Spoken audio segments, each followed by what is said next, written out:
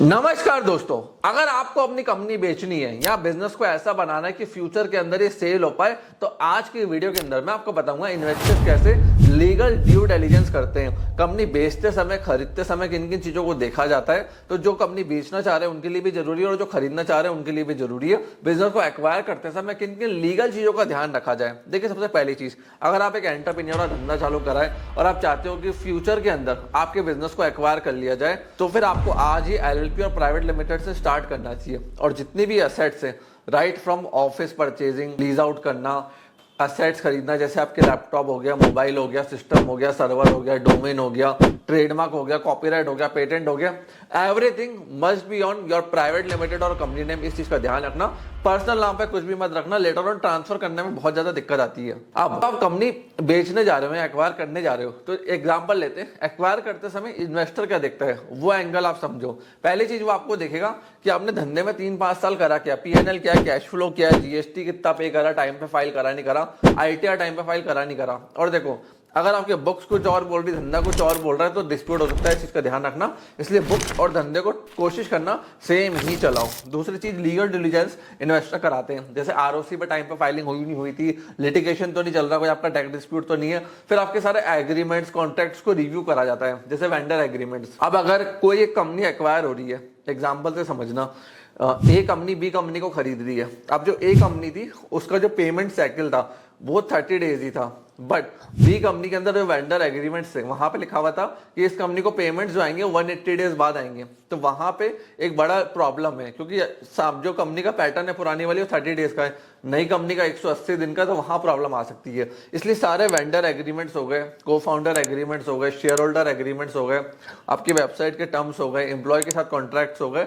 सबको ध्यान से देखा जाता है। कहीं ऐसा तो नहीं आपने किसी एम्प्लॉय से कुछ प्रॉमिस कर रखा हो और वो लायबिलिटी जो एक्वायर कर रही है उस पर चले जाए। तो ये सारी चीजें भी इन्वेस्टर्स देखते हैं, उनके लॉयर्स चेक करते हैं। फिर लायबिलिटीज को चेक करते हैं, लोन्स हो गया, बैंक ओडी हो गया, डेब्ट्स हो गया, अनपेड सैलरीज हो गई, वेंडर ड्यूज हो गया, यहाँ सीएल मतलब करंट लायबिलिटीज हो गई। तो बैलेंस शीट को क्लीन रखना बहुत ज्यादा जरूरी है। और देखो, इसके बाद वो आपकी ब्रांड आईपी भी देखेंगे। ऐसा तो नहीं है आपका ब्रांड नेम डाइल्यूटेड है, रजिस्टर्ड नहीं है, अपोज पड़ा हुआ है और ये रजिस्टर्ड हो ही नहीं सकता है। अगर ऐसा है तो ब्रांड ओनरशिप के चलते आपको बहुत कम पैसा मिलेगा। इस चीज का ध्यान रखना। तो ये सारी ऑडिट्स करी जाती हैं। आप बिजनेस सेल करते वक्त आपको किन किन चीजों का ध्यान रखना चाहिए। सबसे पहली चीज, क्लीन डॉक्यूमेंटेशन होनी चाहिए, प्रॉपर अकाउंटिंग होनी चाहिए, जीएसटी होनी चाहिए, आईटीआर अपडेटेड होना चाहिए, एग्रीमेंट्स डॉक्यूमेंटेड होने चाहिए। अगर क्लीन डॉक्यूमेंटेशन नहीं है तो बिजनेस सेल करते समय इस चीज का ध्यान रखना कि आपको बहुत ज्यादा दिक्कत आएगी।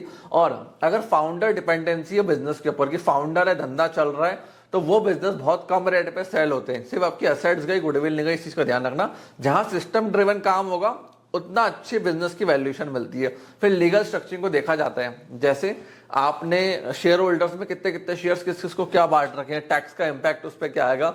गलत स्ट्रक्चरिंग से अननेसेसरी टैक्स का लॉस हो जाता है, तो इस चीज को बहुत अच्छे से देखा जाता है। फिर डेटा को देखा जाता है, जो आपके एग्रीमेंट्स है, डेटा है, एनडीएस है, कंपनी का जैसे ई कॉमर्स चला रहे हो तो सेल परचेज का डेटा, ये सारी चीजें स्टोर्ड होनी चाहिए। ड्यू डिलिजेंस के अंदर हर चीज को देखा जाता है कि फ्यूचर में बिजनेस चलेगा नहीं चलेगा, ऐसा तो नहीं इंडस्ट्री बंद होने वाली है, इसलिए फाउंडर्स इस बिजनेस को बेच के भी निकल रहे हैं। देखो, इस समय इंडिया के अंदर बहुत तेजी से एक्विजिशन चल रहा है। हर बड़ा एंटरप्रेन्योर जो स्केल अप कर रहा है वो अपनी ब्रांड को बेच रहा है। जैसे आपने देखा होगा, मिनिमलिस्ट को एचयूएल ने एक्वायर कर लिया। ऐसे बहुत सारे इंडियन स्टार्टअप्स है D2C जो बहुत तेजी से इस समय एक्विजिशन के अंदर जा रहे हैं। बड़ी ब्रांड्स के पास क्या है, नेटवर्क है, डिस्ट्रीब्यूशन चैनल है, तो वो स्पीड से इनको एक्वायर कर रही है। इनके ब्रांड की वैल्यू जो है, जो ई कॉमर्स के ऊपर इन्होंने बिल्ड करा है, D2C का कनेक्शन बिल्ड करा है, उसको स्पीड से एक्वायर कर रही है। तो ये देख लीजिए, अब इंडिया के अंदर 2021-22 में ब्रांड खुल रहा है और 25-26 के अंदर आते आते 100 करोड़, 300 करोड़, हजार करोड़ तक के भी स्टार्टअप बिक रहे हैं। अब देखिए, जो ड्यू डिलिजेंस होती है ना, इनमें और क्या क्या देखा जाता है एडवांस स्टेज के ऊपर, ये बता रहा हूं।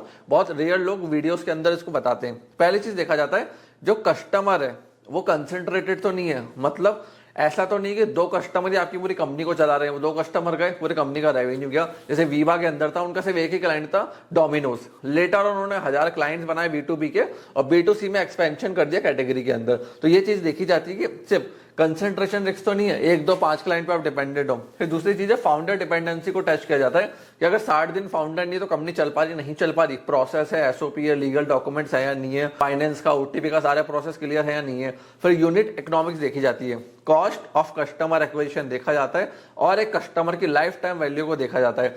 2 चीजों से फ्यूचर प्रॉफिटेबिलिटी डिसाइड होती है। अगर दोनों सही है तो एक्विजिशन हो जाएगा और या फिर आप कंपनी बेच सकते हो।